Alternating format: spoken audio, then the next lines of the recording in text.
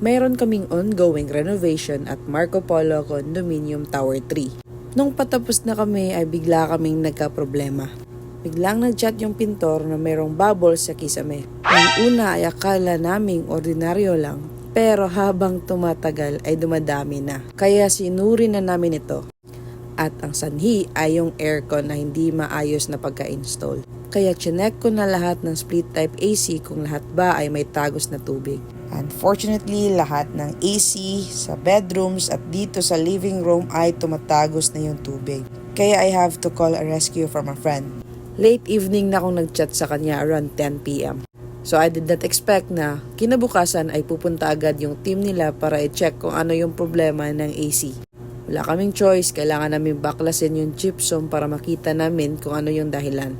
Dito sa unang AC ay meron siyang flexible hose from aircon to drain pipe na hindi umabot. Basically, hindi nakakonect yung flexible hose drain papunta sa drain pipe. Kaya lahat ng tubig ay tumatakbo sa kisame. Tapos sabi ng client ang mahal pa ng bayad niya para ma-install yung 3 AC pero pangit yung service. Para sa akin, kailangan talaga natin i-satisfy yung client natin kasi sila yung pinaka-the best na commercial natin. Napakadaming ginawa dito. Naglagay tayo ng bagong flexible hose, tapos nag-re-insulate, may nilagay na iba't iba pang mga bagay. So you have to choose an installer ng AC na napaka-trusted talaga or yung pagkakatiwalaan. Hindi lang yung on-time dumating but also quality yung work. Ang nangyari kasi ay tinipid ng kontraktor yung materyales at kaya ito ay nag-cause ng malaking damage sa client natin. So nadugtungan na ng flexible hose, nalagyan na siya ng clip to hold it up. Meron na din siyang aero tape at saka yung insulator. So hindi muna namin siya ayusin, i-observe muna namin siya ng isang araw para ma-check kung wala ng tulo or sira.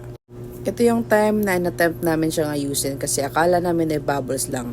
Tapos dito naman sa master's bedroom, mali yung pagkakabit din ng flexible hose na drain.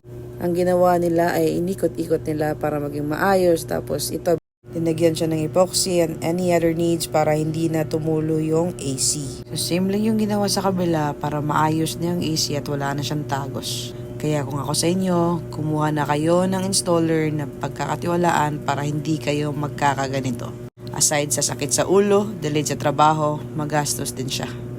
Kaya yun lang. Bye-bye!